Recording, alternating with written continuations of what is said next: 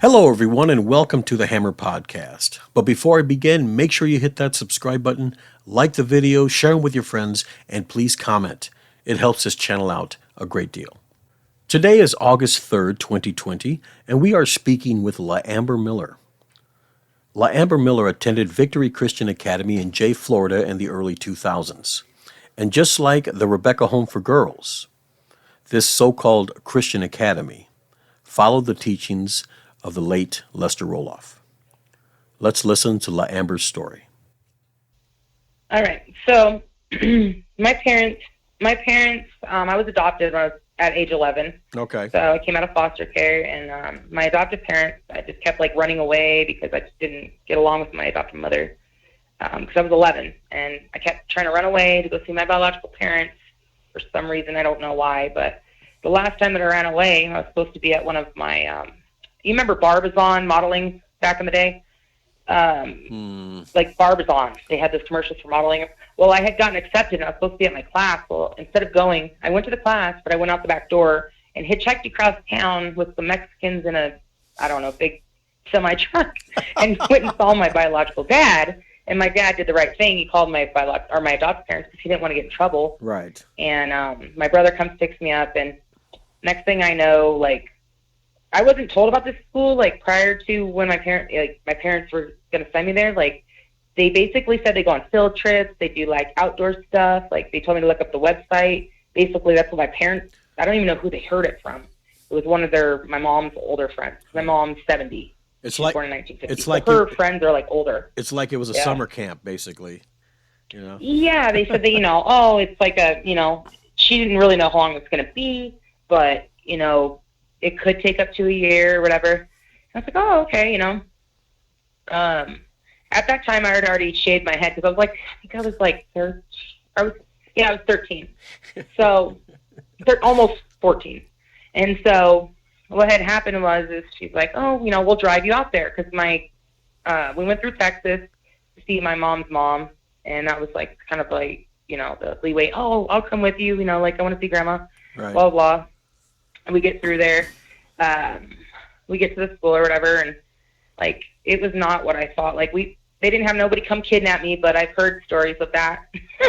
Yes. Once you're in there, that you can't leave the door. So it was really horrible because my parents were like, oh, we're going to go to this thing, and then here I am, a child that was just adopted. Literally, I was adopted in 2000. Yeah, the year 2000. I got placed there in 2001. So, yeah, 2001, roughly, Okay. the end of 2001. So I hadn't been adopted that long. So I felt oh, well, they thought I was the problem, so they put me, the problem, away. Sure. But all I really needed was them to, my mom to not be so judgmental when I would ask her, why am I feeling this way? Because I was in the middle of hitting puberty, Right. And, she just wasn't very, I don't know, I was closer to my adopted dad. She didn't really want to adopt me, she said, because, she wanted a baby or whatever, but my dad, picked me. And I was lucky because most people don't want 11-year-olds. And so, we got there and everything, and they basically took everything from me. I had already had a shaved head, so they were like, "Oh goodness, I'm sure that got some looks. Yeah, it was. Oh yeah, and I had the where you shave the head and then have the long little spiky bangs in front. Oh no, yeah, you didn't. The millennial haircut or whatever, just to piss my mom off or whatever. Yes. Well, and I was very overweight as a child. Had weight problems. So, they were when I got there, my mom's like, she needs to lose weight. She needs to be hopefully you guys have some kind of exercise program or whatever. Mm-hmm. And Miss Betty, I call her Miss Brown or whatever. She's in the newspaper. She had a husband too there, I think, and they lived on site. And that was who was in charge of basically my stuff. I wasn't allowed to eat sugar. I was in detention the first 3 months I was there, because I was you're going to restrict me from, things that I, she announced it, embarrassed me in front of everybody in the cafeteria and said, listen up, said my name real loud, said she is not allowed to have sugar, or she's going to turn into, some kind of pig or something, or, she can't have sugar. So I was this is not okay that she's, this is basically why I didn't like my adopted mom, because she was nobody's going to want to marry somebody that's chubby. But I had eating issues. Like I would overeat because when I was in foster care, and the reason I was taken away was because I was starved as a child. So I had like not necessarily an eating disorder, but an overeating. Like I would hoard food or like not know if I was going to get fed the next day, kind of thing. Right. Mentality. Right. And so I didn't realize it was causing me to have weight issues. But at that age, I shouldn't have been worrying about weight issues. 13's really not that. Still not really into boys or anything. One thing I noticed about Christians, not all of them, but some of them, is they have no problem degrading you in front of everybody to embarrass you. That's one of their sticks. That's what they love to do. I guess that they think. And I don't like that. Yeah. Right. I guess I've always been. It's going to make you change your mind. Well, I'll show them. And you decide to turn a new leaf. But no, it hurts. As I've gotten older, what I noticed it is. What? It actually is. As I've gotten older, like it used to bug me as a kid, but now I realize it's because my mom was not necessarily jealous of me, but she wasn't. I don't know, like. She wasn't allowed as free range as a child because she was born in 1950. So maybe, me being the wild child, she didn't get to explore a lot of those things. And see, like, I don't know, it's weird, but that's what I felt from it. Is that she was jealous of me, in a sense. So she put me away. Okay. Well, from what I know, it was like $1,200 a month. Plus, on top of that, they had to supply, like, medications, different things throughout the month. Like, if I needed, I don't know. I lost a lot of weight there, so it wasn't food. Well, you get 3 meals a day. They were actually good meals, but you had to, like, I hated Wednesday night. Oh, like all we got Wednesday was cottage cheese with like fruit, and they wouldn't even drain the fruit. Like I love cottage cheese, don't get me wrong, but they would not drain the fruit, and it would get all in there, and it looked like throw up. And some girls couldn't, I could handle it. Right. Some other girls couldn't, and they would save it for you until you ate it. Like you wouldn't get another meal. They wouldn't give you another scoop of it. It would be if it was moldy, then you still have to eat it. And that's why. I mean, we lost weight because we didn't get to eat in between. Like we didn't get to, and there was strict like schedules. There was always something to do. And like for me, I was on Buddy for a long time because I just got demerit after demerit. I was like, F this, I'm gonna get kicked out. So I never got to have Friday night at first. Like, I was in there for, like, 3 months straight. Not in the Get Right room, but in Friday nights when they had the big, like, theme of the night or whatever, I'd be in the school room doing demerits. Like, right? I got really good at my curses, though. I take my time. I got to the point where I didn't really care. Like, the quietness actually didn't bother me. And I would just write, and I got really good at my cursive. And finally, Miss Brown was like, oh, well, I'm going to take off half of these so that you can get out of here sooner. Like, this is because it eventually got on her nerves, Yeah. That I was in there and then liking it or whatever. It didn't bother me. And so anyway, I was able to, be out in Main Pop or whatever. I think I got off Buddy. I don't even know how I got off Buddy, to be honest. I honestly think that, like, I don't know. I didn't conform really. I just was like, I was very aware of what was going on. And, like, about the time that Mackenzie came, it was kind of like weird because they had granted me permission to be like it's a buddy system, but I was like it's called a shadow. So I could like say somebody's watching her and they needed to go to the bathroom real quick, and she's like, hey, can you shadow her real quick? It was in between kind of person. Well, one time she had just got there and her buddy or whoever was watching her had to go somewhere real quick and asked me to shadow her. And I was like, yeah, sure. And I could tell that Mackenzie was a cool, like, down-to-earth person, and she had just got there. So I was like telling her, like, this place is not what you think it is, and don't tell anybody that I told you this, but like be very aware, like this place is very crooked, right? And like like it's not I didn't say it was a cult because I didn't really think of that until after I got out of there. So like it's like, wait a second, what the heck?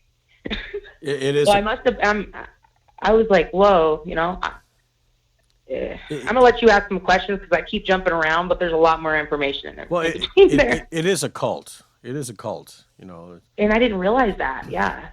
Like, I got out of there in 2004 only because my parents, like, I guess couldn't afford it anymore. And I had, like, the reason I went back there a whole other year is because, you'll have to hear this story. So I had been there a year. Uh-huh.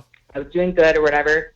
My parents was like, oh, we're going to go on a cruise ship, a reunification cruise. We're bringing you home. I think I was like 15. We're on the cruise or whatever. And as we're on the cruise, because I decided to stay on deck, which I'm not going overboard or anything, you know, like you can't get off the boat really. I'm not like in the middle of the world. But anyways, in my head, that's what I was thinking. I was actually feeling like I was on Titanic. And, you know, was wait for the sun to go down, and I wanted to see the sun come up. Well, my mom got mad at me because that was an old behavior that she didn't like. So when we got off that cruise, after a week or two, I think we were on there, she sent me back there. Oh. She told me she was sending me back there for another year. And I was like, in my head, like, we're going to the airport, and I'm like, why are we going this way? Like, why am I not going with you guys? Because they split us up. And it was just me and my mom and my dad and I guess my brother, and everybody else went that way. And I'm like, why aren't we all going in the same car? She's like, Amber, I got something to tell you. And I'm like, what? So please don't tell me you're sending me back there.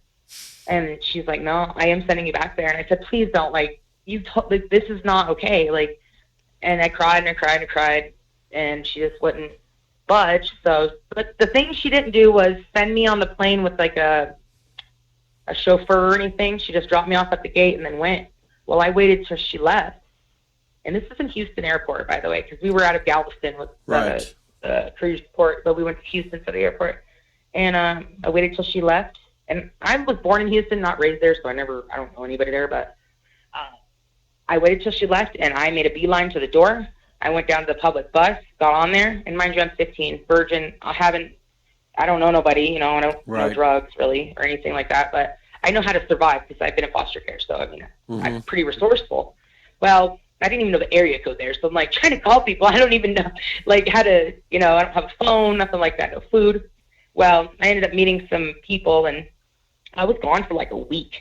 Like, and then finally, I didn't know where to go. It's been a week, you know, and I just called the police and said, hey, I'm that runaway that you guys are looking for. They had like flyers up and everything. And then she still sent me back to that school.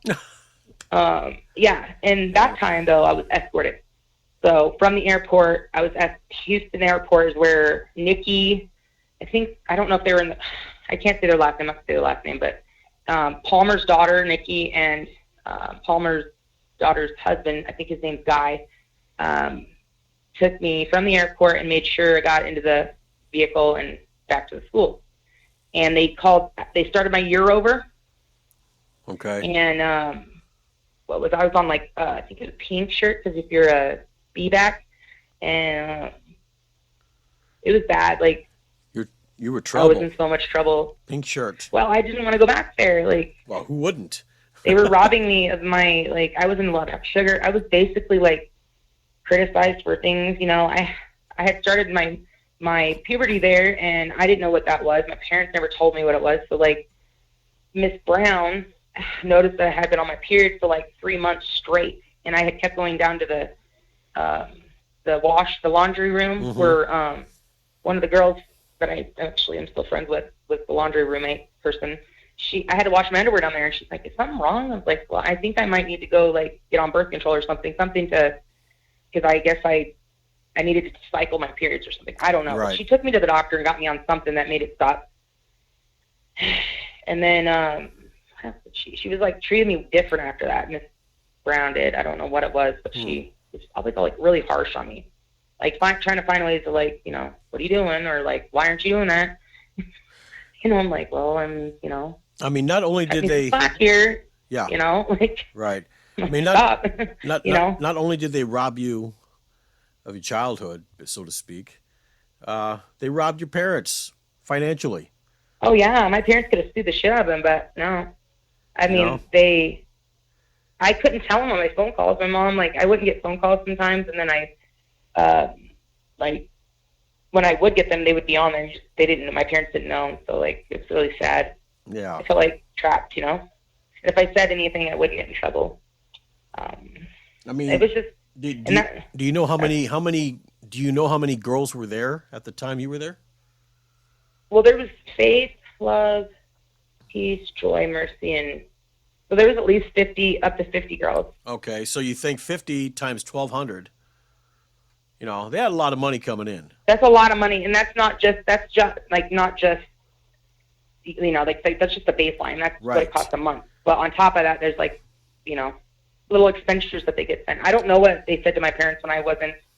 And they probably get they had contact with them. They probably get donations from, you know, church goers and Also I'm like sure. that. So they're raking in from the what money. I know, the people in the town, Mm-hmm. because there was a town like not about maybe a mile up the way, because that's where I had to go to the doctor to check my thing. But they were real weird. Like when we would go, Miss Betty would take me, and people were just really, really weird. Like they would look at us like strange, and I'm like, why are they looking at us strange?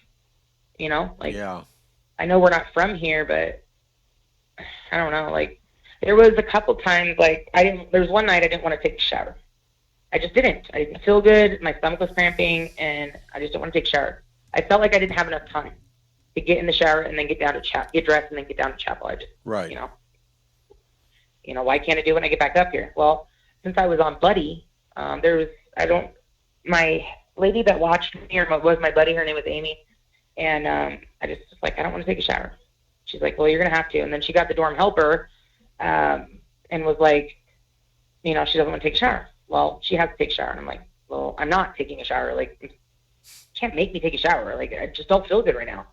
And so basically I was holding on to one of the bunk beds. Like, I had my arm wrapped inside of the top tier part and, like, wrapped around, the wooden bar. And they, like, literally, like, it was Amy and this other helper dorm. I think her name was Amanda, sorry. That's fine. And she was new, too. Like, she was just fairly new, but I guess if you're a helper and you tell somebody to help you, you have to follow what they say. Right. And they floored me. And God, that hurt. And they're like, are you going to get in the shower? And I'm like, yeah, I said I would. And I got up. I got to my feet or whatever. And they basically put me in there in my clothes. I had culottes on, and I remember the color of them. They were white with like a blue floral pattern. And culottes. I was so mad. They put me culottes. Yeah, they're actually really comfortable. One of the most disgusting pieces of clothing I've ever seen. They're MC Hammer pants. Well, they were actually really comfortable. Rebekah, when Rebekah home was in Corpus, they used to wear the culottes, but they were like a faded pink. Oh, they were ugly. Oh, so we had all different colors and patterns. I had plaid ones. I had like, you know, but I didn't like wearing skirts. I hated wearing dresses and skirts. I hated I like culottes, but my thighs, like I was in soccer, my thighs were up together. I hated that. So, and the skirts. But yeah, right. I don't know. Like, I ended up losing weight or whatever. I did get promoted a couple times, you know, like kitchen helper. But since they didn't really promote. They downgraded me or downmoded me because I wasn't giving out enough demerits. Like one morning we were supposed to get done by a certain time. I gave, you know, and she's like, you should have gave what's her name a demerit because she wasn't going fast enough. And I said, well, you know, like everything was kind of behind. It wasn't just her fault, you know. Like I saw the rationality behind it, not just the, you know, like quick to punishment. And so I got that taken away, and that was why I was only allowed to be a shadow because they knew I didn't really conform, that I was very aware of what was going on, but they didn't know when I was like going to say something or, you know. Right. They couldn't read me, I guess. Yeah, it's sometimes it is hard to read people, especially when they're jumping up and down. And then the weird thing was looking back. Yeah. Well, and then the weird thing is looking back, I didn't realize that all those girls were not really mean. They were just doing that so they could get their status, and then, you know, like that's not how they really were. Like me and Ashley. Yeah. She was a dorm helper, and me and her did not get along. Oh my God! Like I always thought she was a stuck-up bitch. You know, I'm like, what the hell? You know, why are you being like this? But she was doing that because she wanted them to think she was, you know, following what they wanted. You know, like. I didn't know that. Like she was doing it for her own survival. Survival, yeah. Yes. And I didn't realize that because you know, like there's more of us than there is them. You know, but what is going on here? I really felt like it was just creepy, like a creepy feeling. You never got any type of, I mean, there wasn't any type of, what's the word, like sexual advances from any of the male. Not that I remember, but okay. I do remember Pastor Palmer, when he would do his sermons, which, oh my God, they dragged on forever. Like, and we hated when it was usually on Wednesday nights, but I swear he was like drunk because he would come in all like a sleuth, you know, just like, just, you know, gliding into there, with his little Cheshire smile and his little toothpick he always had in his mouth. And he's such a snake. And he'd get up there and he'd talk about, like, he would talk about, like, kind of, I don't know, like love stories, like stuff that makes teen wonder, like just, but from the Bible, but the stuff that probably, I don't know. It was just awkward. Mundane. Yeah, and long, and we're like, man, we have chapel like 2 to 3 times a day. Like, this is just, come on, we want to go to sleep. Right. We used to have the chapel on Wednesdays, and boy, it would drag. You'd find yourself sleeping or nodding off. Oh, yeah. The sermon was going on, because they wouldn't go for just an hour. They'd go for an hour, 2 hours, sometimes 2.5 hours, depending on what the subject was. Sundays were bad. And of course, it just wasn't the morning. On Sundays, it was morning. Of course, you had the Sunday school. And we had quiet time all day. And then you had church in the evening. Oh, I hated church. Oh, yeah. I liked church. Don't get me wrong. I was a Christian and stuff before I got there. That is not a God. Like, that is in the name of God, but that is not a God. Like, that reminded me of something like, what is that guy? Jim Jones or something, like, creepy. Like, looking back. But when I was in it, it was, like, weird. Like, I got on yard crew because I was like, I got to get out of the, building a little bit and kind of explore. Get the shirt. I'm on the phone. And I loved it out there because I got to, like, plant and, the yard crew actually got called out a lot, and we didn't have to, like, stay in the dorm, when there was quiet time. Like, the girls would have to stay for quiet time, and we'd get to go out, and it was just a little bit more freedom. And that's why I picked outdoor stuff. And, it was, that part was cool because then they had, like, I think they were called almonds or pecan trees, and I would crack the pecans because they would, we wouldn't get snacks in between. So, like, they give us they had pecans just falling from the trees, and I would just sit there, like, while I was, weeding or whatever, and just crack them open. They were so delicious. Like, oh yeah, I love pecans. And they had fresh grapes out there too. And everybody lived on site. That was weird to me. Everybody lived on site? All the staff lived on site. And how did they not know what he was up to? Like, I highly doubt, highly doubt, in my mind, because, I don't know, but I highly doubt that they just went along. They had to have known what he was doing because he's done it so many times that this was nothing new. Like, right. I don't know. Who did the discipline? Was it the female staff, or like the spankings? It was anybody. Oh, anybody. So, like, no, not anybody, but like the helpers of the dorm.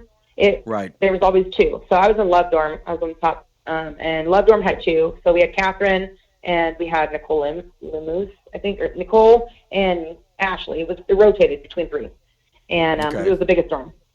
And then each of the other ones, I believe, Faith had 2, and then the other ones just had 1. But those helpers would be like, "Hey, I have to restrain this girl.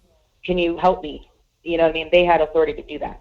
So, like, the night I got floored, Amanda happened to just be right there, and she got basically, you need to, and she didn't know what to do, so she just did it, They had to sit on you, didn't they?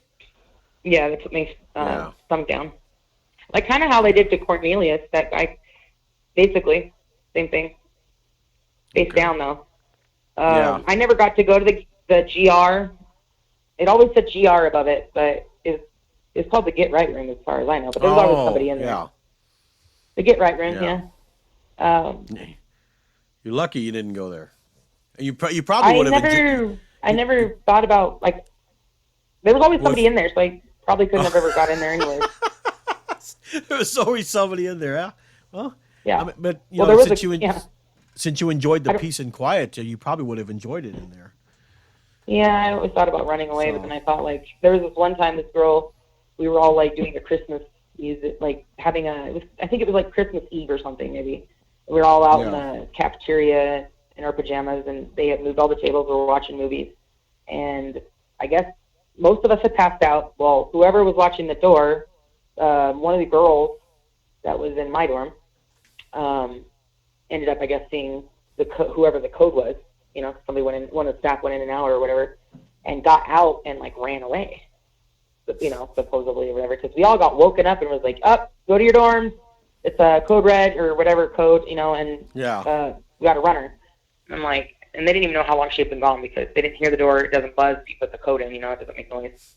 It was just kind of crazy. I never thought about doing that. I'm like, well, she got away, like really, like, like damn, But I never saw her after that again. Like she was in that get right room until the day that I left.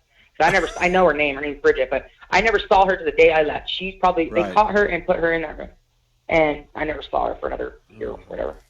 Whatever happened to love and compassion, and what happened to all that? It just seems to go out the window when you go. All that was just a shell. Like that whole house, the outside looks really, really beautiful. Don't get me wrong.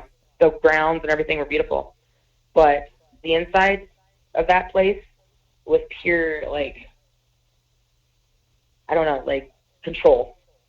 Oh, control, sure. Like in the most weirdest ways. Like, I don't know. I was looking through pictures too.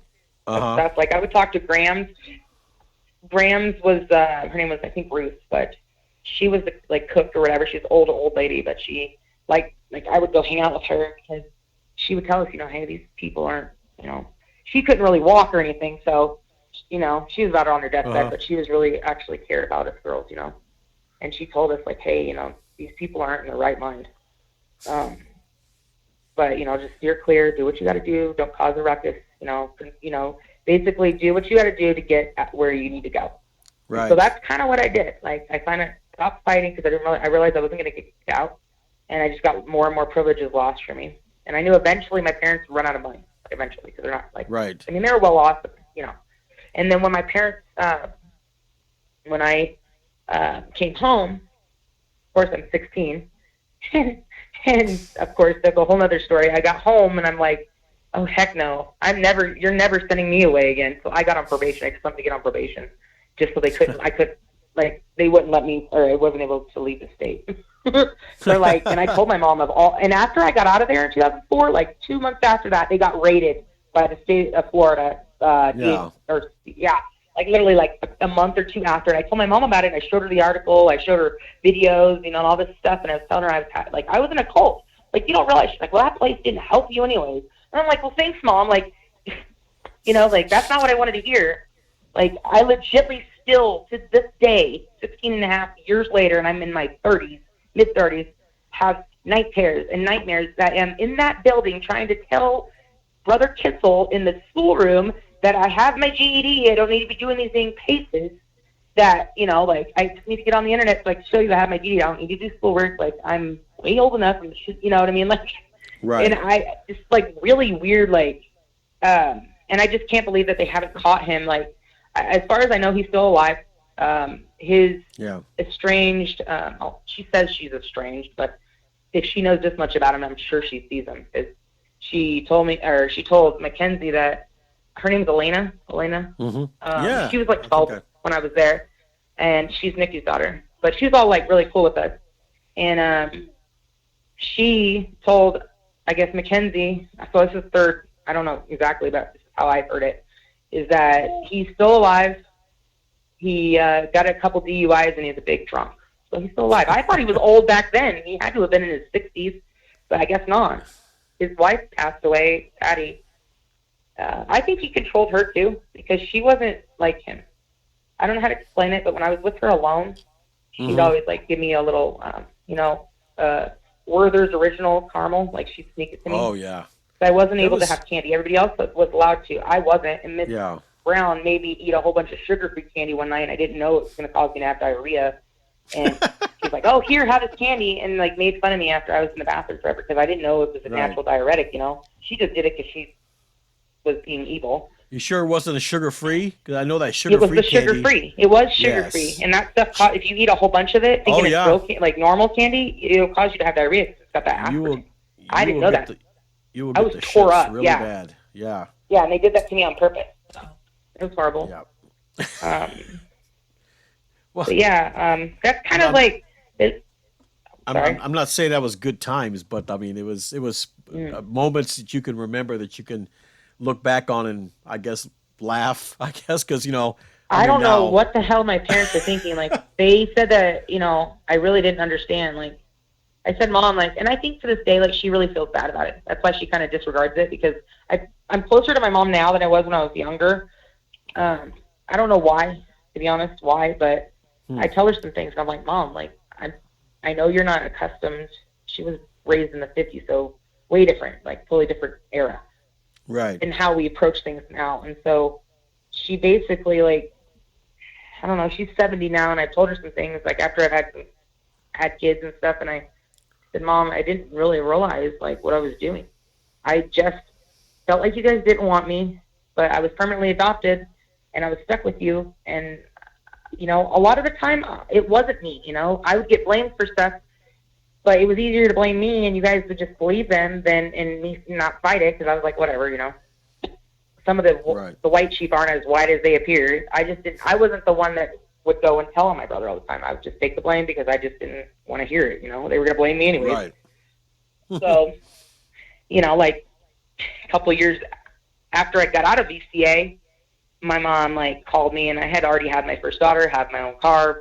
I lived on my own since I came home from VCA because I emancipated and I went to college. But when I had my daughter, she called me because she's missing her keys to her car. And I had, stolen her car as a teenager or whatever, went joyriding, so I got on probation. And she's like, Amber, do you have my keys? I said, Mom, if I had your keys right now, I would have already done taking your car. But no, I don't have your keys. And she ends up finding, like, stuff like that.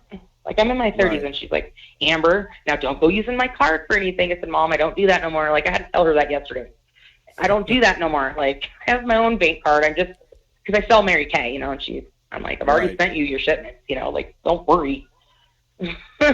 So when did you get the rebellious nose ring? What do you mean, like, before? Rephrase the question. I said when did you get the rebellious nose ring? Oh, I do have the rebellious nose ring too. I had a lot of tattoos and piercings that my mom didn't like that. Well, what I'm saying is, the Christians would consider all that, a sign of rebellion. It's a sign of rebellion. If you're talking back, if you're doing drugs, let's say, or you're smoking. I never was. It's a sign of rebellion. And my adopted parents hated that. They hated that I stuck out like a sore thumb, or like there was times where my mom was like, Amber, like, like it's always Amber. I kind of would get under her skin. I think I would embarrass her. Right. And she was so worried about her reputation. Well, I broke my neck when I was 12.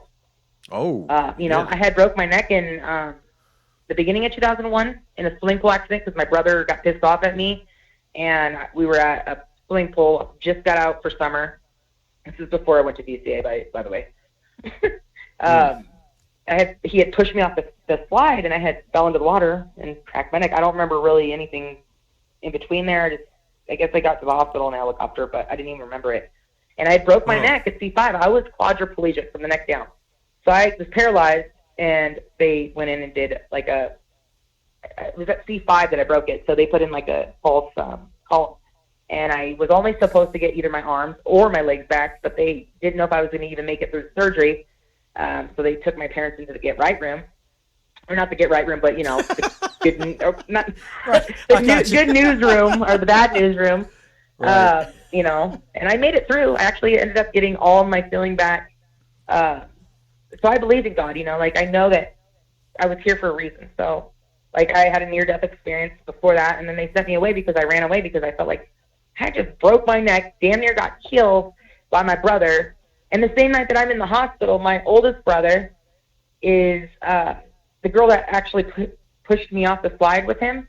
She got caught, like I was in the hospital, my mom caught her or him with his hands up her shirt that night, like while I'm like in the hospital from falling. Yeah.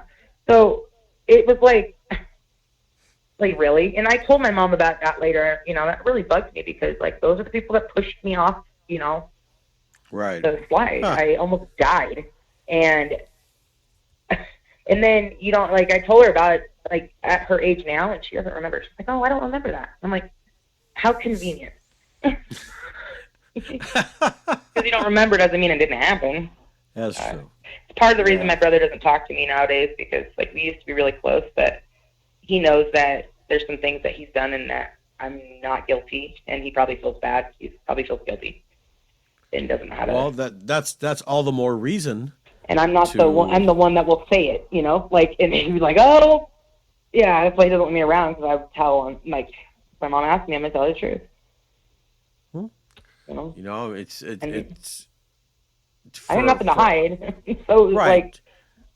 But I mean, he should just come in, say he's sorry or whatever, just try and get that relationship back. Because I mean, like I said, I'm trying, yeah. Two brothers and a sister. Kids, we've all got kids. Yeah, I have two brothers. I have two brothers and a sister. They still live in Texas, but I got two of each. I try to call them. I call them every chance I get, because you never know. Because a couple of weeks ago, actually, it's been a bad couple of months. Not only with this COVID thing, but last month, my mother. I'm actually liking the stay-at-home thing. My mother. Last month, my mother passed. Oh no! Yeah, so it wasn't related, was it? It wasn't COVID related. No. Oh, goodness, it was a liver issue. But my grandmother passed too, but it wasn't COVID. Thank God. Yeah, so I try, and that was kind of more of an awakening for me. It's like I need to talk to my family, my brothers especially. Talk to them every chance I can. I mean, me and my mother. The closest that I've gotten in 12 years, because it's been 12 years or more since I was a teenager and did that stuff. That they act as if I've done murdered somebody. That's how I get treated. It's kind of like I'm not allowed home for holidays because I don't know. They said, "Oh, you can bring your kids can come." I'm like, I'm not gonna send my kids over there if I'm not allowed. Hell, I don't know what you're feeding them. You sent me to a cult. Oh my goodness, LaAmber, you're still the black sheep. I don't know. I actually kind of wear it with pride, because you know what? At least I have that. And most people, my mom, I think she's like, okay. She's kind of just gotten to the point where I'm like, well, sorry. Just because you don't like it doesn't mean I don't, she just has to deal with it, because I'm like, I called you for advice. Doesn't mean I'm going to take your advice. I just called you for advice. Well, you never listen. I'm like, Mom, I'm an adult now. I am listening. I'm taking your advice. I'm taking my advice and all the other advice. I'm putting it together, and I'm making an executive decision on being an adult. She's like, well, yeah. I'm like, she doesn't make sense half the time. I just see that, and I'm like, oh my gosh, okay. That this place in Pace, where Pace, mine was in J, but Pace. Yes, Southern Baptist, basically roots. Because, like I said, it all started with Lester Roloff in Corpus Christi. So, and the thing was, it was worse because Lester Roloff's idea of rebellion was, for boys it was long hair, for girls it was pants.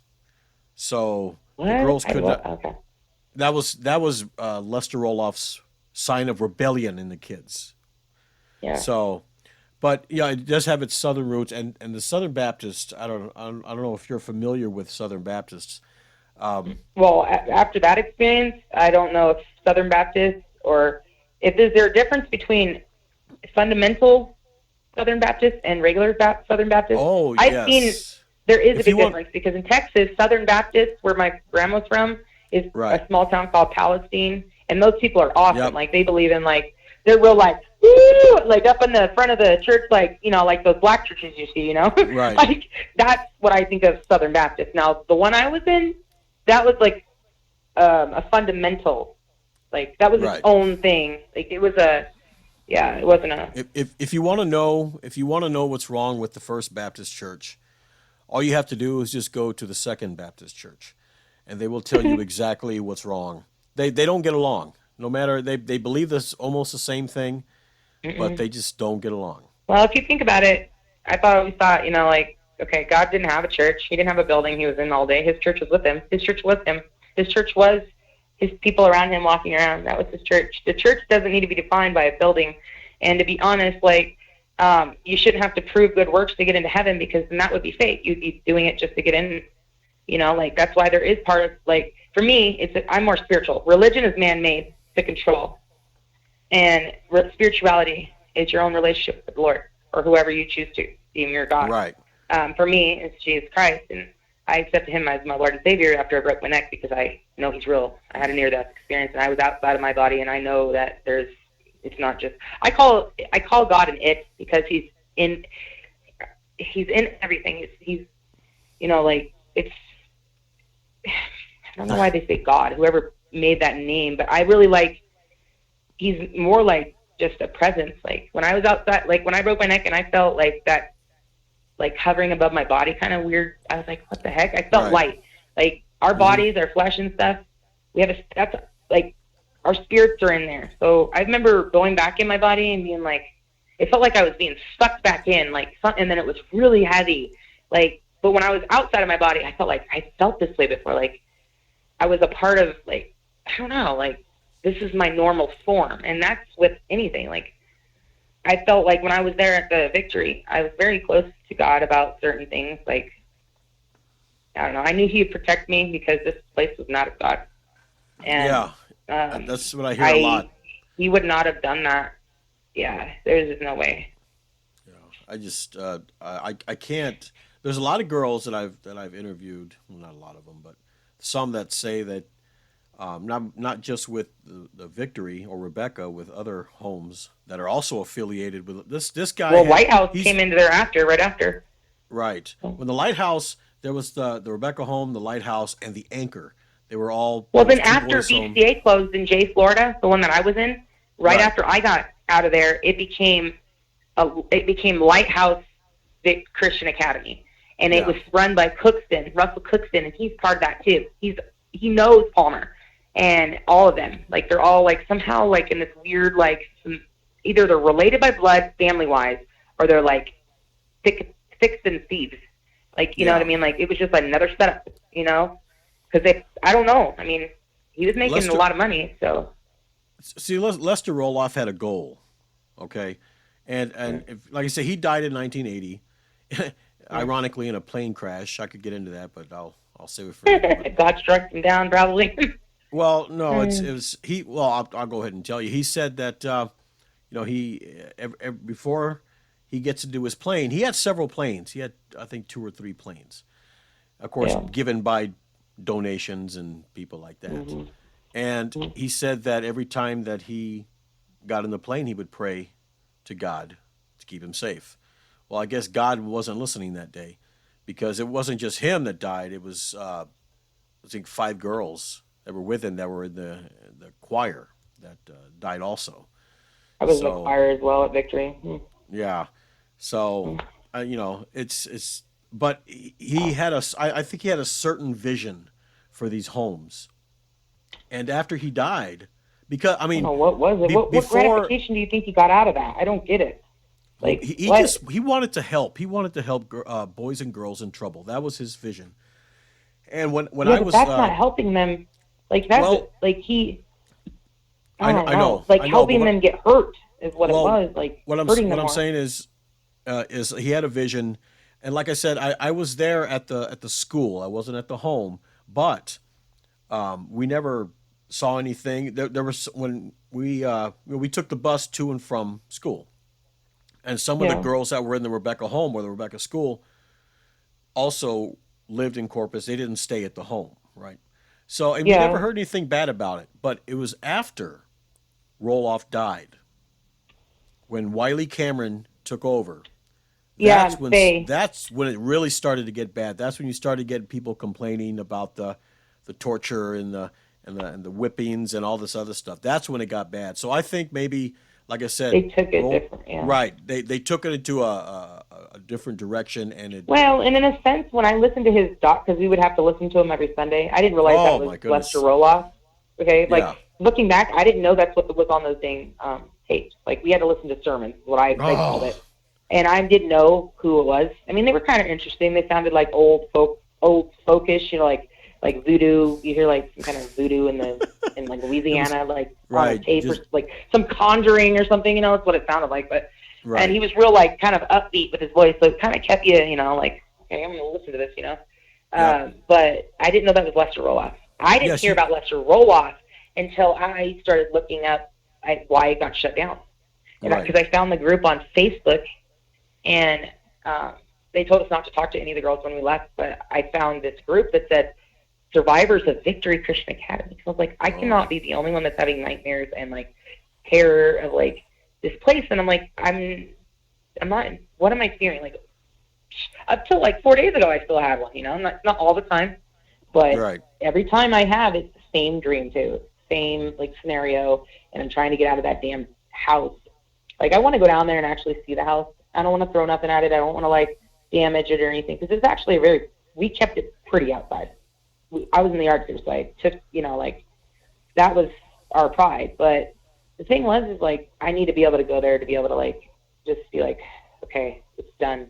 You know, like, all the people that went back and visited Auschwitz, you know, that's how I feel like we need to go there and just cry it out, you know, like, or just be like, hey, you know, we beat this. You know, he's still not captured. He still has I don't know how he escaped all of these, you know, and I don't care about a statute of frickin' limitations. I didn't know I could report any of this because I didn't know. I mean, as far as I know, I thought they were accredited, and I thought they had the cops in with them. So I didn't know he was actually, like, under investigation until I started digging deep. Like, I'd be up, like, nights and upon nights of looking up, like, you know, stuff back from, like, 1980, you know? And then I started finding out, like, this weird, like, how he was in this, like, you know, fundamental Baptist thing with Lester Roloff, and he learned, like, he was his, you know, protege, kind of, in a sense. Yep. But he emulated. He was evil. He emulated very Roloff. evil. But he took Lester Roloff's teachings and took a darker direction, I think. Yeah, like, yeah. Yeah, he took a... And I think he's still alive, but how is he not... I don't know, but all I can... escaping this persecution? I don't get it. Probably the statute of limitations are up. It can't be, though. Like, they took that away, I thought. Like, this kind of stuff, like how, you know, Bill Crosby just went to jail for all those people he touched, and he's, like, in his 80s. All these women came out, you know? Like, the Epstein thing just happened. Like, come on. We've got bigger fish to fry, like, than who's going to run for president. I thought about writing the president and being like, look, President, you're worried about all these rallies and all this other stuff. Look what's happening right under your damn nose. After, I think it was Bush who signed that legislature for the FACA into effect that gave religious organizations, you know, loopholes as far as, you know, regulations and different... You know who was the governor of Florida, right? No. His brother, Jeb Bush. Oh, my God. Really? Yes. Yeah. Yep. His brother. I'm a Republican, don't get me wrong, but he was not a good president. And he was evil as well. I'm pretty sure he had a hand in 9/11 because everybody looks good in wartime, you know? Right. But the mostly conservative, these schools... They go to states where they don't have, where you don't have to have a license to run these schools, and also that program. Palmer already had to. He couldn't run a place without a license. So when he went to Florida, he still would have had a license even, but the state of Florida didn't know about his previous case. So, and it went along with it, I think. Well, all I can say is that PACE program.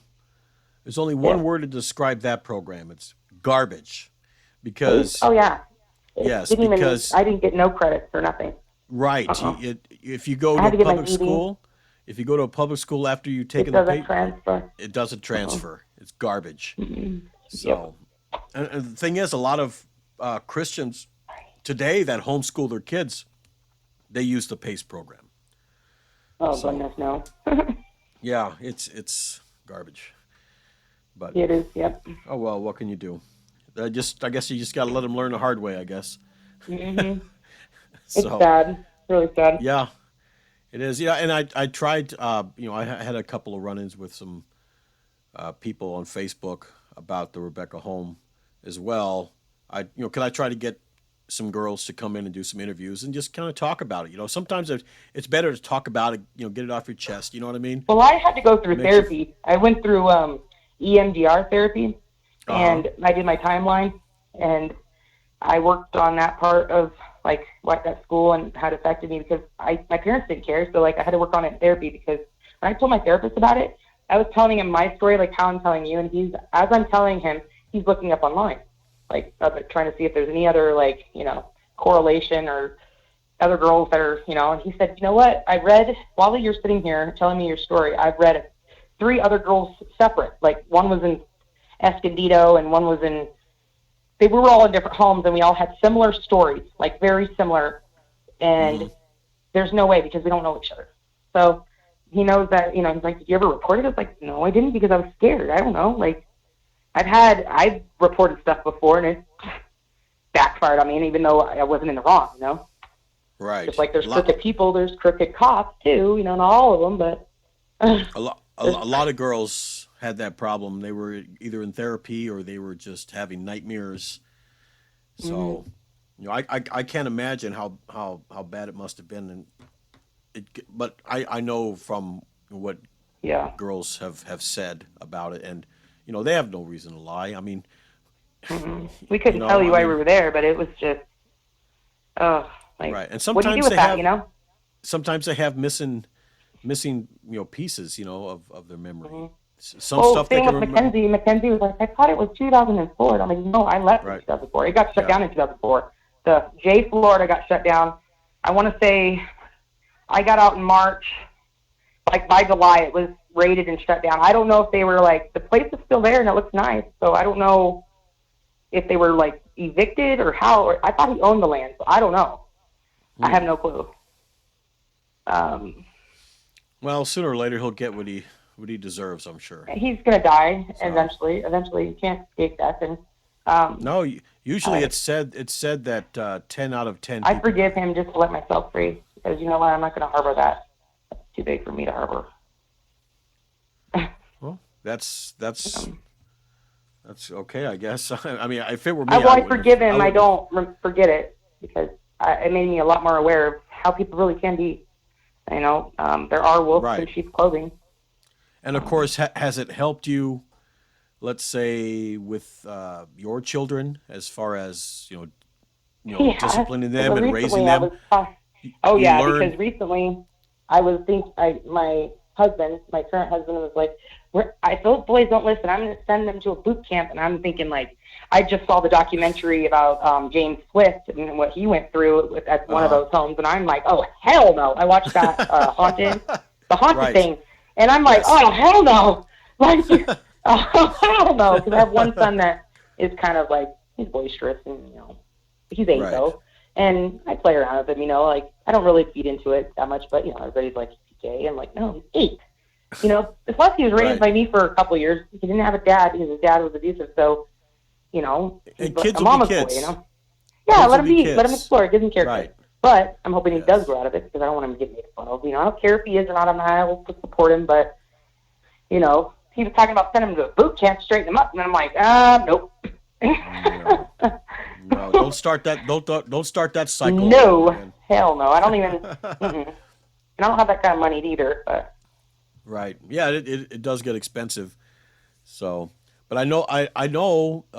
Good news is, as far as the homes down in Corpus or Texas, the Missouri one too, the ranch. No, not that one. But the schools that are down in Texas, they're not taking in kids anymore. Oh, good. Okay. It's mainly it's all adults. It's basically voluntary. If you want to come into the home, then it's you might not leave, voluntary. but okay. Well, there's certain protocols that you gotta follow. I mean, they're gonna take your money. I mean, I was reading what it's all about. I was reading the and power. Yep. And greed. I was reading the application online. I'm probably gonna do a video on that one, but they have an application online which tells you everything. They keep your money in a certain account, and if you decide to leave, they keep the money as a gift. So I mean, they're screwing charitable you. donation. Right, they're screwing you every which way on Sunday. So, well, my parents they had to like file bankruptcy because my mom paid for that 2.5 years I was there on a credit card. My dad about had a heart attack. He cut that credit card up, but sure, they took it and scanned it for, I don't know how much, I mean, my mom had to go through, she got, like, she wasn't supposed to use that card. My dad got so mad. They had to, like, my dad's a dentist. My dad's got his own practice. He's, been a dentist for God knows how long, 35 some years. And that was a big chunk of money. Oh, yeah. Yeah, and I'm sure the percentage of interest was pretty high. Well, and then for them to think it didn't work because I came home and did that. Like, I tell my mom that all the time. I came home, I got on probation because I didn't want you to send me out of state. I knew if I was on probation, you couldn't send me out of state. Right. That was why, but not in a kid's head or adult's head. They were like, oh, God, she's, like, crazy. We can't control her kind of thing. And, no, I just was I was scared. Like, I did. Right. Oh, yeah, he was so mad. Oh, man. They had to, like, do, I don't know what it was. I mean, was it they bankruptcy? had to recoup from that, yeah. Yeah. But, of course, you didn't hear the Victory complain. They got their money. Oh, they did, yeah. Yeah. I don't know. In my head, I thought, like, I just hope that justice is found. I don't know. I don't know if I'll get to see it in my lifetime. I know that this right here, being able to speak out about it, this is the first time I've ever, like, formally spoke on any kind of forum, like, other than that web page we have as a support group. But I always ask, like, the girls, like, hey, like, when I have a nightmare or something, or when I remember something, you guys remember that? Oh, yeah, okay, so it was real, I wasn't just, Well, so I've like I said, I've had some run-ins with this lady who ran the Rebekah Home Facebook page. Oh, gosh, yeah. And she called me. She said I was trying to exploit the girls, trying to get dirt on Lester Roloff. Lester Roloff is dead. Why would I want to get dirt on him for? And he's already in the dirt. She called me every name in the book. Anything from assholes. They're real nasty. You name it. Oh, yeah, just nasty. And, of course, it's like, whatever, She goes, she's going to try and sue me. I said, well, go ahead. The truth hurts. And that's, it's right because they get all angry. If it wasn't true, then why are you getting all upset? Like, if you didn't do it, or if you didn't know about it, why are you getting upset? Because if you didn't know about it, then you'd have nothing to worry about. Well, she had said, one of the things was that one of the girls had mentioned somebody's name. All right. Mm-hmm. Okay, fine. I will go back and I will edit the name out, right? Well, and I bet you each of those girls would be like, yeah, it's fine. Like, we, Well, yeah, but just to get her, yeah. Get this woman off my back, So she's with I wish I knew her name. Well, you can't tell me over here. She's probably listening. So I went. It's audio, so it's easy to edit it out. So I edited out the name, put it back on YouTube. It just wasn't good enough. She wanted me to take all of it off, and I'm like, no, I am not taking it all off. You are crazy. Yeah. I said, what's going on? Are you afraid these people are going to say something that might offend your church? Yeah. Oh, yeah. And then she put out a post page, and she blocked all the girls that were on that page that I interviewed. She blocked all of them. Mm-hmm. Yes. So, and that's when she put out that little post talking about what a bad person I was. So I wonder if I'm thinking about the same person. Was she one of the students there? No. Oh, yes. She was, but it wasn't Victory. It was Rebekah Home. Okay, because there was a girl that was recently, like after Mackenzie did her, thing with you and with Janine, because Mackenzie had her time frames a little jumbled, but we were kind of all jumbled there. We didn't really know what was up and what was down. We just knew when we had to be where, and so I can understand her time frame discrepancies because I remember time frames there. Like when something that's traumatic happens to me, I do remember those things. Now I might forget, like I might have short-term memory until you like spark my memory, and I'm like, oh yeah, oh my gosh, I forgot about that. Like, Yeah, that did happen because that's what happened when I saw Mackenzie's her podcast and everything, and I was like, oh my gosh, yes, okay, I remember her, and I couldn't. It was weird because right before I saw that, before it happened 2 months ago, she had that podcast, so it's been out for a while. But I was just like, there was this girl that I thought was so cool, and like can't remember her name, and like sure as shit, I see that I'm looking on YouTube for victory videos or something, and that Mackenzie Millar, yes, like she was cool as hell, and she went off on his friend. Everybody was like really holding back laughing, like because like it was just like, man, thank God somebody said something to her that, you know, we were brave in that. Like Miss Brown wouldn't like do any, like I never saw anybody go like hit, like physically hit or whatever, like by staff or anything. But boy, we didn't know like if that was gonna happen because we didn't know. We never knew what was gonna happen. Coming. And well, let me. I got this the message that the post that the lady sent me. She goes by Marianne. Okay. She put, "Do not give this man 1 second of your time. He is a fake, a phony." What's her last name? I wish you, well, don't say it, but there's only one Marianne that I knew there, and she went by Mary, but I'll say it after we get off the podcast. Yeah. He's a fake and a phony and looking for dirt on you, your friends, and Brother Roloff. Deanne Dawsey claims she shut down the homes. She's full of BS. She's been removed from this group permanently. Okay, so Deanne Dawsey went on my podcast. Then she puts like a threatening message. She puts, "If you go on this podcast and run your mouth, you're going to be removed from this group.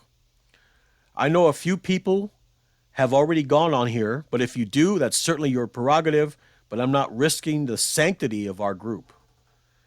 Like I said, I'm not trying to do anything. I'm like, you're the one. You're like, I'm the one that made this channel. Get off my channel. Right. You know, listen to it. Kick rocks. Like, go to a different channel. And the last sentence she puts is, "Don't be fooled by this person. He doesn't give two hoots about you or your feelings. He's looking for a story. He's looking for dirt on Brother Roloff or other workers." Well, first of all, no, that's I'm similar not. to what the other girl said to us. Like, when I was reading the comments, it said like, "Oh, stop, you guys!" Like, she was telling Janine to stop. Like, the helper that I told you about that was in my dorm, named Nicole and Lemus, whatever.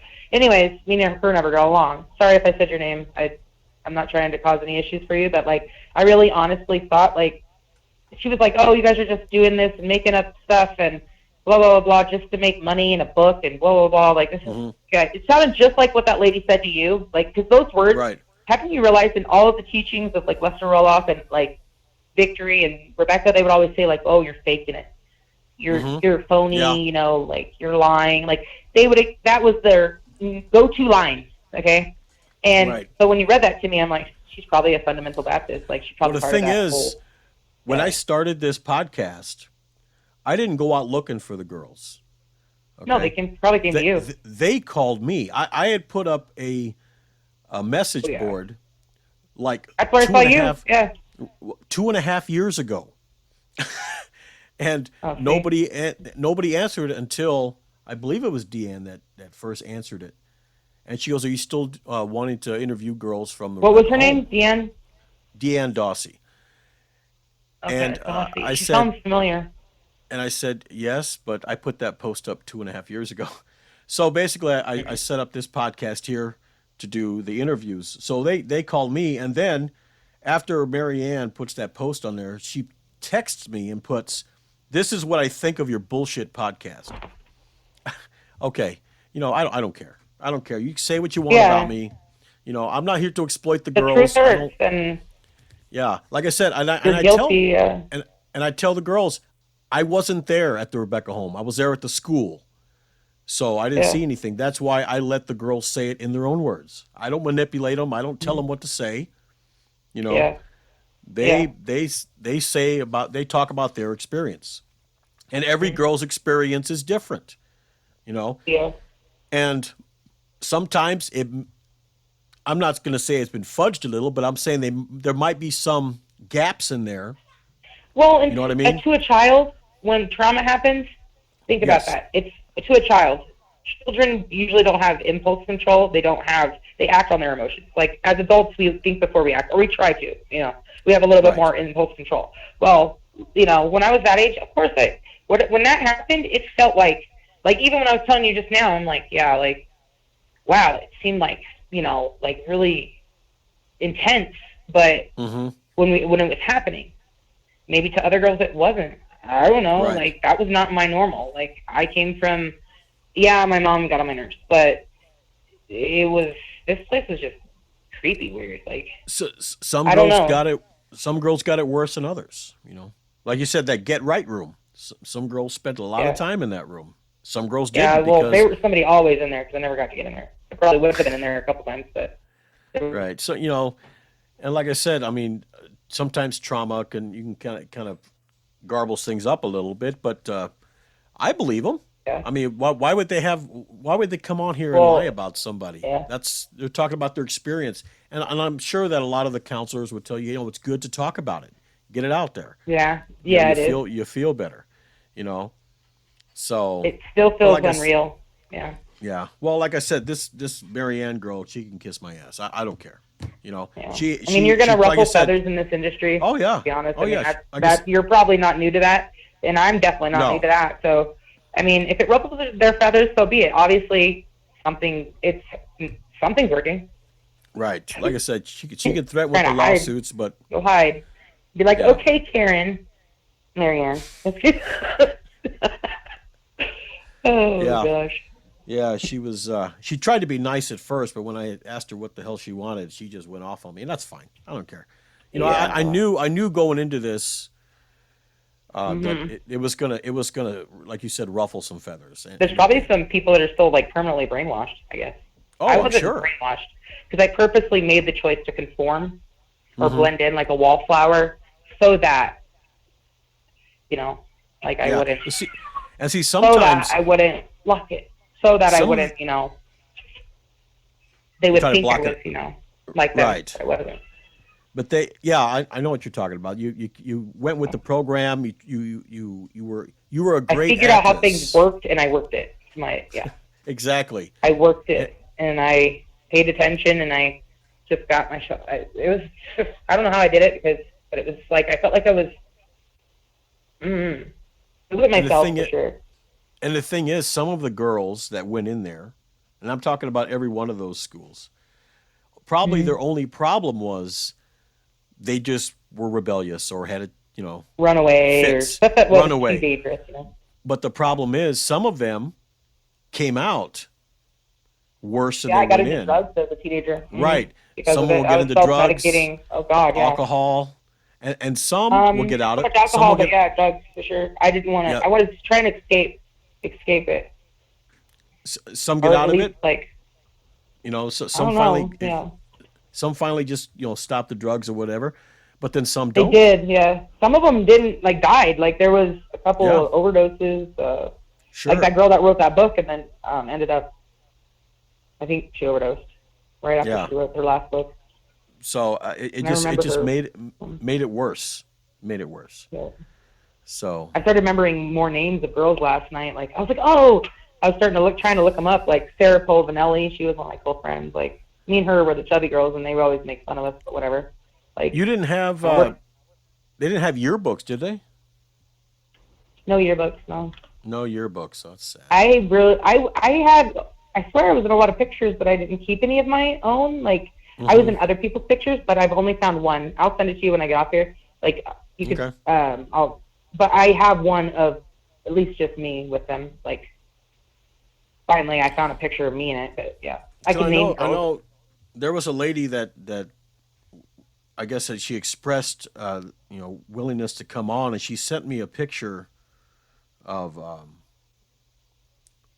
a school bus. We had a whole bunch of Rebekah girls or something in it, or Victory girls. I'm not sure, but she wouldn't tell me which one she was, and then she just never called again. So I don't know if she was just too scared or something. But and like I said, some girls, when they call to do this podcast, some of them are reluctant and they kind of say, "Well, just give me some time."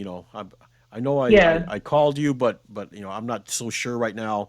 Well, I'm also like not just you. I'm also going an interview on Janine's show. Janine's show, blog at least, but yeah, like how she did Deja Potter and she did Mackenzie and right. Yeah. So, and then she even, I think it was it you who interviewed Elena, which was Palmer's estranged granddaughter. Yes, I did. But I honestly felt like I listened to that whole podcast, and she was really like covering. Like if you're estranged, you don't like, you hate almost. That's almost she was that person, but she was like, oh, he's just a drunk, and he's like he's still alive. Like, okay, well, if he's still alive and he's a drunk, probably you've seen him. Like, wouldn't you just want to like help? I wish I could find his information, but I can't. She told me he lives in another state. I would go to his house. I would go to his house. And I would flyer that whole house with flyers because it's public, like freedom of damn speech. And I don't care if the cops are coming because I'll be like, okay, I'll call the damn cops. Like you like abused your power, your authority, and you need to pay, like, or at least be humiliated. Right. I don't know how he even sits with himself. To be honest, I couldn't. Well, when psychopaths don't have any empathy. They don't have that feeling, that receptor. No, they don't. But when she had left, I guess it was a message, a comment on YouTube about that podcast with, she's like, that's bullshit or something. It's not how it happened. So that's when I text her and she was too young. She was young. She was like 11, maybe 10. And I told her, I said, well, if you want to tell your side, come on the podcast. You can tell your side. You can elucidate the story, basically. And it took a little bit of coaching, but she finally came on. But the funny part is I listened to hers, and then I listened to everybody else's, and hers is the only one that does not match up. Like, if something's true, usually everybody will have a similar, their own twist, but similar. Right. Okay, like, and hers was just not the same at all. Like, you could tell usually when somebody tells their side story if it's true or not. And that I'm not saying it wasn't true. It's probably her recollection, but she was too young. There was fun times. I'm not going to say there wasn't. Right. Yeah. We made do with what we had. She was like 10 years old and got to go wandering around. She got to do extra stuff we didn't get to do. So to her, that probably was just like, she didn't get to see the stuff behind the doors, But I know in the interview though, she didn't express a lot of love for Palmer. I don't think she likes him though, because of what he's done. Because of they lost their house because they had a trailer there, and when all that happened, I'm sure he had to either auction off all of the stuff to pay for the fines and courts and all that stuff. I don't know. Who knows? But he put all those people that were working for him, whether they knew it or not, because they had to have known what they were getting themselves into, because that's just not normal, like, business. You don't live where you work. But, and that when you live where you work, it's a little tight-knit community, and everybody talks. Right. Everybody knows everybody's business, so there's just no way that they didn't know. And but, yeah, that... And the thing is, if that's where you're living, you don't want to stir up any right. Well, he sure shit where you lived. That's for sure. Well, yeah, he did, but they could easily be fired. So where would they go? Yeah. So it's one of those catch-22s. Choose your battle. And if you do, pick your battle. But like I would have said no. I'm not working here. Like if I got the job and then once I started figuring it out, I'd be like Snowden. I'm out. But I'm sure they were brainwashed. Some of those people. You think you like poised? I don't believe I was brainwashed, so I don't know how they got brainwashed. How the hell can you? Like I don't get like. I did conform, but that was a choice of mine. I remember saying that to myself. Okay, I'm just gonna do what I got to do to get by. Okay, but. They didn't feed us anything weird, like, maybe, I don't know, like, how, like, I don't see how that happens, like. I don't know, but you have to ask yourself, how did Manson's followers, follow him? True, true, I don't know. So, they must have really been not have a strong will or something, maybe. I don't know. Like, for me...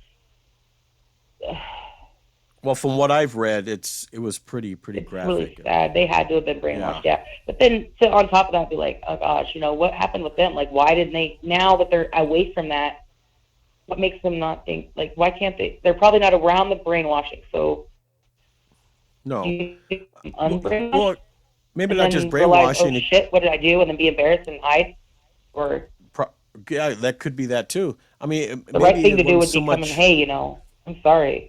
I don't know what's going on. Right. Maybe some of it was just pure fear. Maybe. Being scared. Well, that was their money, their income, their house.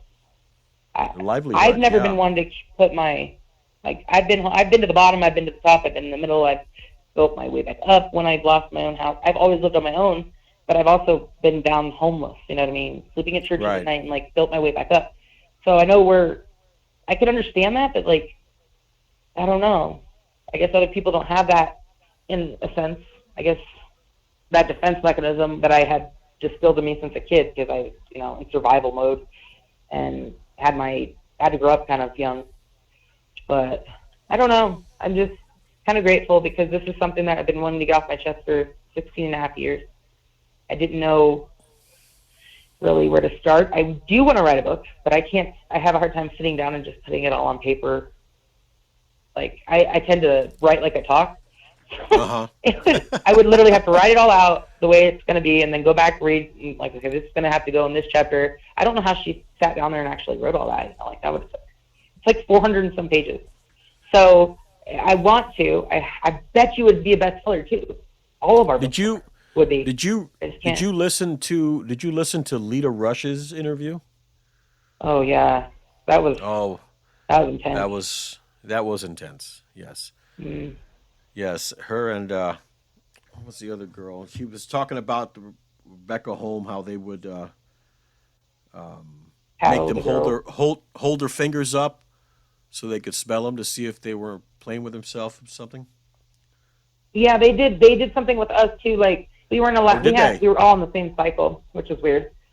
But I guess that's normal in the dorm. Yeah, usually when girls are together, you always get on the same. Yeah. Well, they wouldn't let us wear tampons, so like I hated pads. I hated them with a passion. But anyways, they wouldn't let us. I hit puberty there, and they wouldn't let us cut like our hair down there or whatever. Like, we could check out scissors. Well, I would check them out, saying I was going to go like make a project. While I actually would go in the bathroom stall and I would trim my hair because they wouldn't let us shave our legs. Like, weird stuff they wouldn't let you do. Like, they would let you wear mascara, but not like, and lip gloss, but not, I don't know, foundation or face powder. It was just really odd. Yeah. Like, yeah, that's. I probably would have got a lot of demerits if they found out about that. Well, and I had to write all kinds of demerits for yes, I must say yes, because I said yeah instead of yes. Oh, What else? I would not lend, borrow, steal, manipulate. Like, it was like a 25-word sentence. And I had to write it like 500 times in cursive. Oh, man. Yeah. I don't know. And then pulling the cord out of the wall. Oh, gosh. I still do it to this day. I pull it out of the wall just to... the little things that you're like, ha, ha, ha, Or, like, what else? There's some things like... I still sit. Like, from Victory, we had to sit with our feet together when we were in chapel. I don't know if they did that at your place, but we'd have to sit with our feet together and our knees together. Well, I'm a bigger woman. Like, I can put my feet together, but go to put my knees together too, it's hard to keep them there. So I was constantly fighting with my thighs to stay closed. You know what I mean? Like, it was really hard, and you would get demerit if you weren't sitting like that, and you had to like look straight and everything. Oh, it was so hard. But I realized later in life, I actually sit like that. I prefer to sit like that because it's got comfortable to me. I think one of the girls was saying when they, I guess, handed out the pads, it would be like a banana boat. I mean. Yeah, those things were huge. But it's Cindy from the Bethesda home. If you ever get a chance, listen to that one. That one's okay. She's pretty intense. She talks like you. She's really just fast. You know what I mean? I look back and I'm like, wow, I was in a cult. I told my husband now, I was like, I was in a cult, and I didn't even know it till now. I knew something was wrong with that place. And when I heard the name Lester Roloff, I was like, that sounds like something from a frickin' movie. Like, right? This is just not okay. Like, I think of Lemony Snicket's series of unfortunate events. Like, that name Lester Roloff should be in one of those kind of movies. And you know what the problem is? He's still an icon today in the Fundamental Baptist Church. Oh, I'm sure. He has I look up his videos all the time. He has a website, roloff.org, and you can listen to his sermons 24 hours a day. It's like nails on a chalkboard. But they have it's a cycling radio show that just does all his radio stuff and his sermons 24 hours a day, 7 days a week. Wow. So it's still going on. It's called we're not even fighting between flesh and blood. It's between good and evil. You know what I mean? You know, like and whether you believe in God or not. I mean, there is something bigger than us. And, I can't say that all of them were evil. There were some evil people there. They were, and I didn't realize the other ones were just like, graduates and then started working there, and because they didn't have a place to go. Their parents had disowned them. Or basically, we're like, oh, you're 18, so you can go on your own. That's all they knew. I mean, so, oh well. Hopefully they're doing okay. Pick the lesser of the two evils. Right. Yeah. That's how it works. Oh. So. They really break down your they break you down to where, because the sleep deprivation, like sometimes they would do things just to make us all like sleep a little bit, on edge, or so the next day, it'd be easier to, coerce us into doing something, That's a part of the brainwashing is conditioning. And, definitely. I didn't realize that till now, there's, and I'm not naive. I'm not, I'm usually catch on, stuff like that. I was like, wow. Sometimes it works, sometimes it doesn't. Some people are stronger than others, So I just kept my ears and eyes out, and I knew that if something bad would happen, I could always pretty hurt somebody where they had to call the police because there'd be blood. So I'd get out of there one way or another, but I think I didn't have to do that. But you did. Yeah. So, but you turned out okay. I did. So far. I mean, you're not in prison for life. You're not 6 feet in the ground. So I don't. Yeah, no. I like my freedom, but I'm glad to reconnect with some of the girls there because it doesn't make me feel so bad or so alone. Yeah, sometimes it's good to have people that were there. We didn't go through it alone. We were all there. Right. People that were there that can relate. You know what I mean? Really, and Mackenzie, me and her, I know that she doesn't remember too much of, but when I was there, man, me and her were hip to hip. We were really cool. She was cool, and she still is. I felt like I talked to her the other day, and I haven't talked to her since for about 16 years. Since we were there, and I felt like I just talked to her, and it was I just left off where we left. Where we left off. It was weird because I was like, you remember that time? I was your shadow, and I told you, and I told her, and I was telling you that this place is creepy, and don't believe everything you see here, and blah blah blah, and just listen so you don't get in trouble. And she's like, oh yeah. I was like, yep, that was me. She's like, man, she remembers when Miss Brown confronted me in front of everybody and made me feel embarrassed that I wasn't able to have seconds or sugar.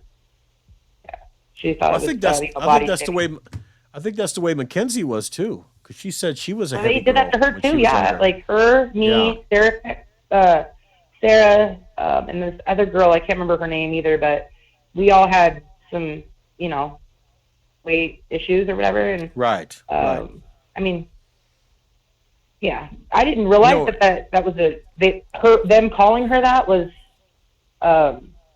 she didn't like it. She played along with it because she didn't want them to know that she was, it made her cry, but it did hurt her feelings. And I was like, wow, I didn't know that, because we were like, hey, it's the Mac, Alex Mac or whatever. We didn't know that behind doors they were calling her Big Mac, and you know, it was just like, wow, yeah. I'm sorry, man. I didn't even know. Like, yeah, but see, nowadays, Big Mac would sound cool. You know, back yeah, then it's the Mac, the return of the Mac. It's the return of the Mac, exactly. Yeah. Now, So if she can hear this podcast right now and hear that, maybe that'll help her change her mental on it. Because actually, that song's really good. Return to the Mac. Yeah. You turn that into always, a rap. like, that's what EMDR has taught me, is that when I have a trauma, something that normally would like that, you know, or something that's hurt me deep, that I try to turn it into something that, like, you know, like, use humor to lighten the load, or, you know, change my perspective on it, because it's no longer who I am, you know, it's no longer here. And to let it hurt me, you know, I got to let that go, because it's not who I am. It made me who I am, but it's not who I am. It's part of who I am. And so I made it through that, and I feel better, you know, when I think of it that way. So. I got you. Yeah. So, LaAmber, right? Yep. Is that right? Okay. Yep, right, LaAmber. Sure.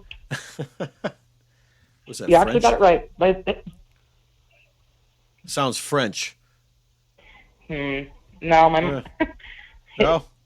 it is. I guess La is French, but it just means the. And yeah, I go by Lala. So. Lala. Okay. Yeah. Well, thanks for being on the podcast. I appreciate it. Yeah, definitely. I hope all the girls out there get encouraged to, you know, step up and make their voice heard, because at least that can be heard. Right.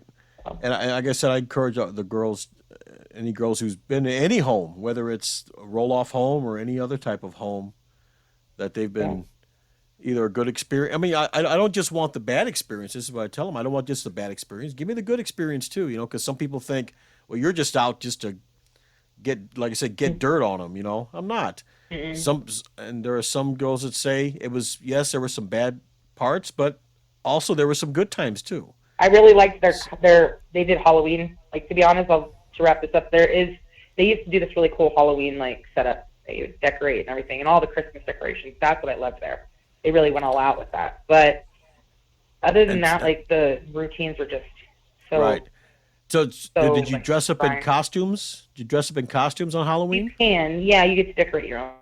You see, that's like different. But they had, like, a carnival outside. They made a carnival. They made, like, you get to go bob apples. Like, there was a ladder and, like, pins. There was, like, really, and they made it like a real carnival on property. Right. Like, it was really cool. And the thing is, that was everything that Roloff was against. You know what I mean? Halloween was the devil's holiday for Roloff. And like I said, once he died, they branched off and, okay, well, maybe this isn't so bad. And Halloween, we can celebrate Halloween. We'll dress up. Because I remember they had a thing where when Wiley Cameron was doing the Rebekah home and the school, they would Whatever happened to him? Wiley Cameron? He died? Oh, he died. He died a very horrible. Faye was evil. Faye was evil. She had an evil spirit in her. Very horrible death. Very horrible. She did? Yes. Oh, what do you mind me asking? Oh, yeah, you can ask. What did she die from? How? Oh, you mean Wiley Cameron? Both of them, yeah, either or. I don't mind. Tell me. Faye Cameron is still alive. She's up in Georgia somewhere, but she's like in her late 80s, so it shouldn't be too long now. But Wiley Cameron, he died in a fire. That's the worst way to die. What was ironic about it was I heard a sermon from him.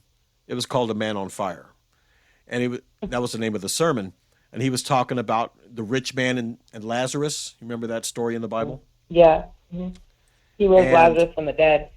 Right. No. Lazarus died. No, they both died, and Lazarus went into Abraham's bosom, and the rich man was in hell. And he said, yes, that one. Right, give me a drop of water to cool my tongue and all that stuff. Yeah. And, so he's welding one day. This was probably like 2004, 2005, something like that. He was welding, and something sparked on his ring, on his wedding ring. So I knew Faye was going to be the death of him. So the spark arced on his wedding ring and caught his clothes on fire. So he basically got burned on like 80% of his body. Yeah. And when he was in the hospital, he refused morphine. And I'm thinking, dude, you're a burn patient. God. That's got to be painful. But if it got to the point where finally they put him in a coma and gave him morphine, and I believe they pulled the plug about a week later or something like that. So, yeah, that's a horrible way to die. Yeah. So, that's sad. Yeah. So Lester Roloff in a plane crash, and Wiley Cameron died of fire. So. Well, we'll all know when Jesus comes back. We'll all know. I don't. They'll have to face all that. Some of them already have. Who knows? Probably. You pray for your enemies and kill them with kindness, in a sense, because I wouldn't want to be that way, even though I was treated that way, because that's not what. It's not what this world needs. There's already enough hate in this world, and the only thing to cure the hate that we have currently is love. But there's not enough of us to show that to the world in different ways that we could fix it. Or the old saying, karma's a bitch. So yeah, she does come around. Yes, she does. Yes, she Good does. and bad. Comes around. Yep. Yeah. All right. Well, you take care, Jason. Stay on the line. I'm going to end this podcast, and I'll talk to you for a few minutes. All right? Okay. I want to thank everybody for listening today. If you have a subject you would like to talk about, text the number on top of the channel page, and we will get you on the podcast. So for the Hammer Podcast, I'm Jason. Please take care of yourselves and take care of each other.